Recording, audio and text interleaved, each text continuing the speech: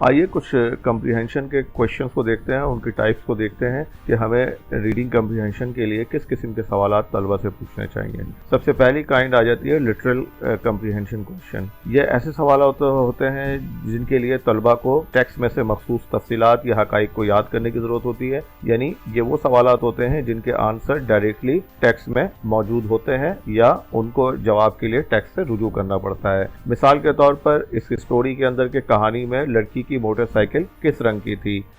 दूसरी type of question आ जाता है जिन पे इन्फर करने की ज़रूरत होती है।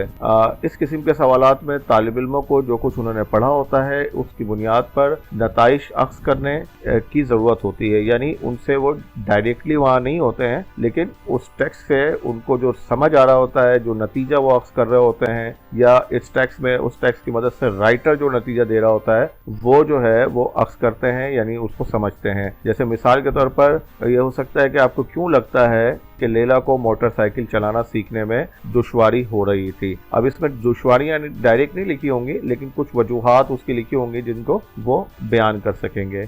इसी तरह से तीसरी टाइप आ जाती है मेन आइडिया कम्प्रीहेंशन क्वेश्चन, यानी ऐसे कम्प्रीहेंशन क्वेश्चन जिससे टेक्स्ट का मरकजी ख्याल या मेन आइडिया पहुंचा जाए। इसमें तालिब इल्मों को मतन के मरकजी ख्याल या मौजू की शनाख्त करने की ज़रूरत पड़ती है, यानी टेक्स्ट पढ़ने के बाद जो उनकी मेन अंडरस्टैंडिंग बनी होती है या टॉपिक को पहचान रहे होते हैं कि किस टॉपिक पे बात की जा रही है। कि जैसे आप पूछ सकते हैं कि कहानी बुनियादी तौर पर किसके बारे में थी, कहानी के इस कहानी में क्या बयान किया गया है, इस कहानी का क्या मॉरल हो सकता है। तो इस तरह के जो सवाल होते हैं उससे मेन आइडिया बच्चे अक्स कर रहे होते हैं, यानी हम ये जान रहे होते हैं कि उन्होंने क्या मेन आइडिया लिया है।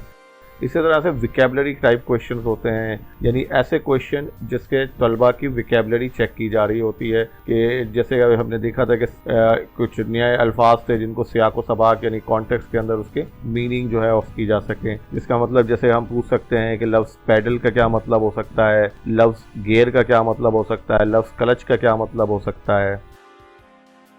इस तरह से एक और टाइप ऑफ क्वेश्चन आ जाता है जिसके अंदर बच्चों को सोचने पर मजबूर किया जाए, यानी उनकी क्रिटिकल थिंकिंग को एनहांस किया जाए। इसमें क्या होता है कि इस तरह के सवालात के लिए तलबा को टेक्स्ट का तज्जिया करना पड़ता है, यानी टेक्स्ट को एनालिसिस करना पड़ता है, या टेक्स्ट को वैल्यू करना पड़ता है, यानी उसका एवेल्युएशन करना पड़ता है। मिसाल के तौर पर आप पूछ सकते हैं अगर आप लैला की जगह होते तो आप क्या करते। अगर आप लैला की जगह पर होते तो यानी लैला की जगह पर रखते हुए अगर आप अपने आप को लैला की जगह पर होते हुए किसी ऐसे फ़र्द को क्या मशवरा देना चाहेंगे जिसको मोटरसाइकिल चलाना सीखने में परेशानी का सामना करना पड़ रहा है, अपने जवाब की वजाहत करें। तो इन दोनों सवालात में एक सिचुएशन दी जा रही है, उस सिचुएशन में बच्चे जो हैं वो टेक्स्ट के से सीखे हुए एक्सपीरियंस और अपने एक्सपीरियंसेस को रिलेट करते हुए एक नई सूरत हाल में इस इल्म को अप्लाई करने की कोशिश कर रहे हैं। तो इस तरह के सवालात जो क्रिटिकल थिंकिंग को अफेक्ट कर रहे हों। तो ये 4 से 5 किस्म के क्वेश्चंस हैं जो अर्ली ग्रेड रीडिंग में बच्चों से पूछना चाहिए ताकि उनकी कम्प्रीहेंशन स्किल्स एनहांस हो सके और हम ये भी जान सकें कि बच्चों ने टेक्स्ट को पढ़कर कितना सीखा है।